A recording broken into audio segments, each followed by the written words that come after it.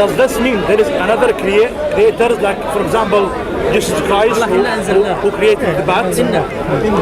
Does this mean that? Is this the meaning of that, or there is another meaning?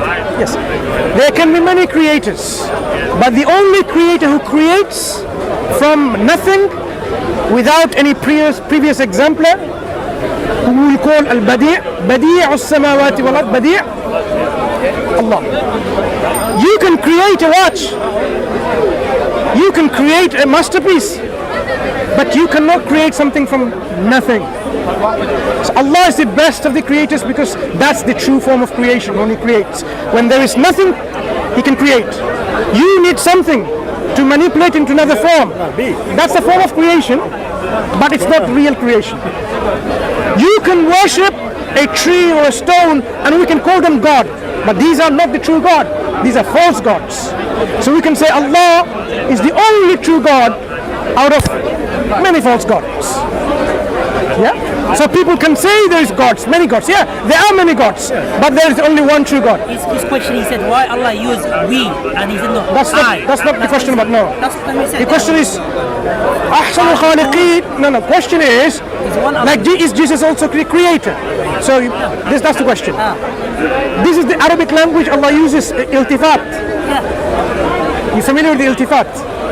Where Allah uses from one person to another person, one gender from, so he can say from Mansur to Majrur, in cases he can do that.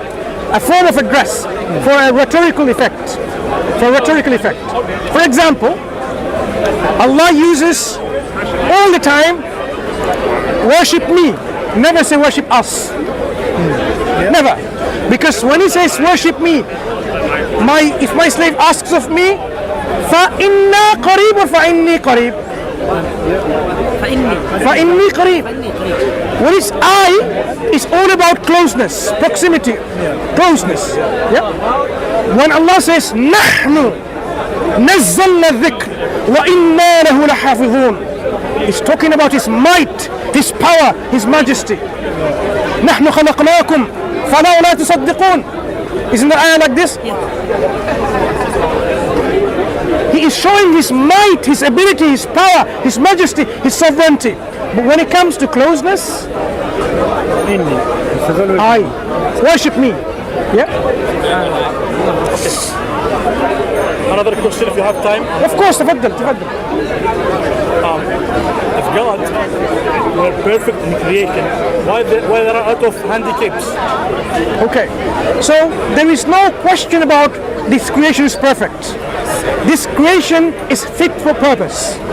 Allah did not say, I created this heaven. No. Allah says, He will create Adam alayhi salam, إِنِّي جَاعِلٌ فِي الْأَرْضِ خَلِيفَةً.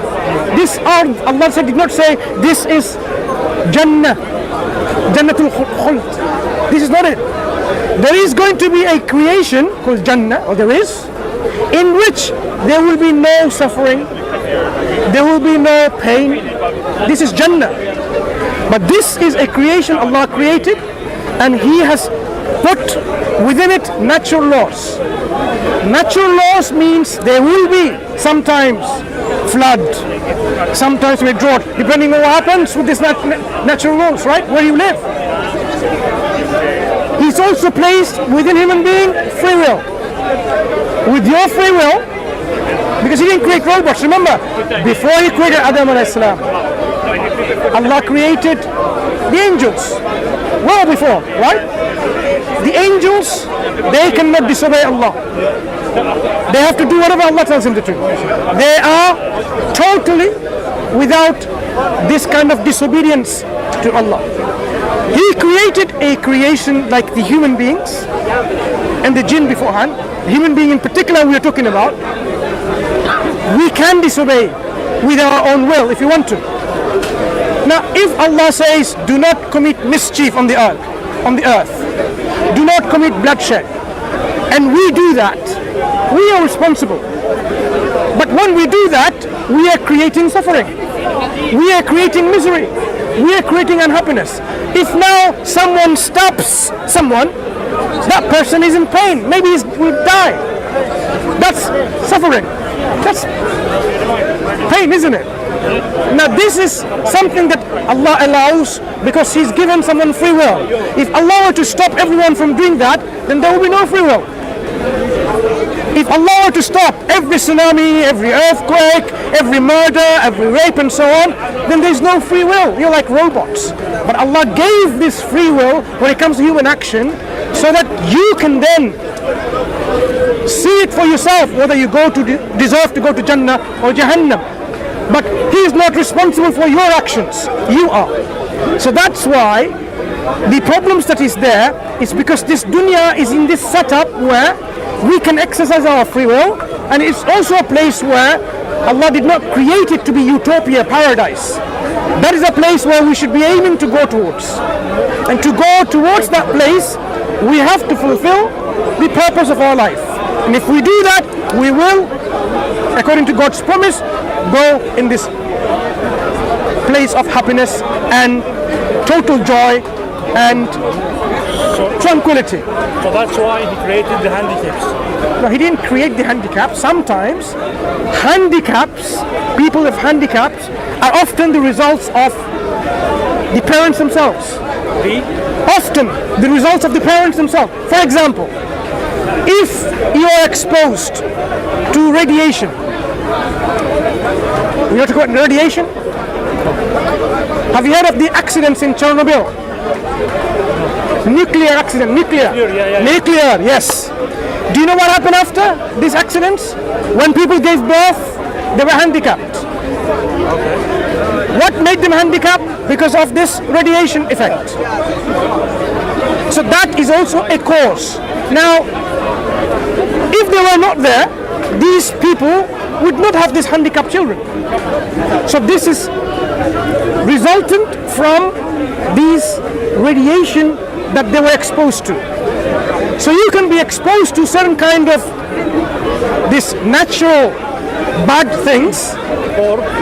No, I'm just giving an example of this. And then you can have these handicaps. Now that doesn't mean everyone is like this, handicaps. There could be genetic defects. I'm talking about this other one. No, there could be genetic defects. So if we can use genetic mappings, gene mappings, right? If we can find out by looking at our genes whether there is a particular problem that's hereditary. Yeah? You've heard of, 1,000 genome projects? Okay, many projects with genes, right? If we know that you have a particular genetic disorder or you're a carrier yourself, then the chances are that your children likely to have that, depending on what are you, a dominant or a recessive in your trade. Whether it's, many genetic disorders, right? So you can have a quarter chance of your child to have that, for example, or they can have it in a 50-50 chance. If both of them, there is ways of working this out, right?